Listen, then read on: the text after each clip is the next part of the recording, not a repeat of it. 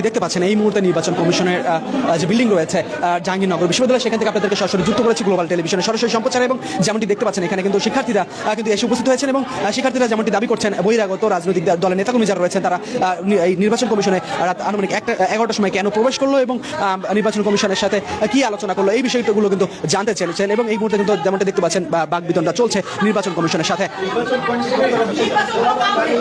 এবং দর্শক, রাত পহলেই কিন্তু জাহাঙ্গীরনগর বিশ্ববিদ্যালয়ের যে জাকসু নির্বাচন সেটি কিন্তু নির্বাচন সেটিকে কেন্দ্র করে কিন্তু ইতিমধ্যে কিন্তু আমরা দেখতে পাচ্ছি নির্বাচন কমিশনে বহিরাগত প্রবেশ করে এবং সেটি নিয়ে কিন্তু বাকবিতণ্ডা চলছে। এবং তারা শিক্ষার্থীরা কিন্তু এবং প্রার্থী যারা রয়েছেন তারা জাহাঙ্গীরনগর বিশ্ববিদ্যালয়ের জাকসু সংসদ যে নির্বাচন কমিশনের কর্মকর্তা যারা রয়েছেন তাদের সাথে জানতে যাচ্ছেন যে মূল ঘটনা কি ঘটেছে এই বিষয়গুলো কিন্তু তারা জানতে যাচ্ছেন।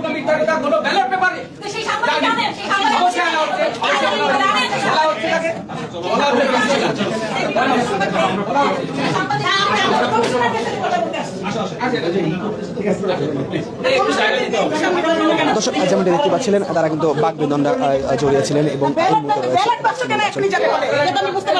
যেমনটি বলছেন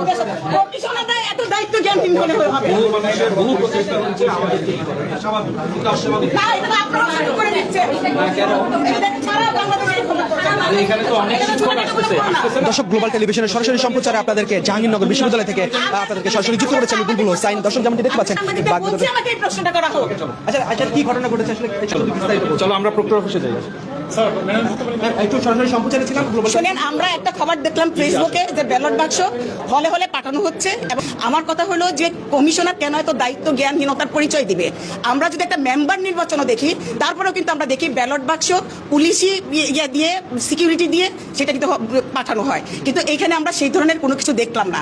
আরেকটা কথা হলো যে এটা তো একটা ছোট ক্যাম্পাস, এটা তো সকালেও তো ব্যালট বাক্সগুলি পাঠানো যেত, তাই না?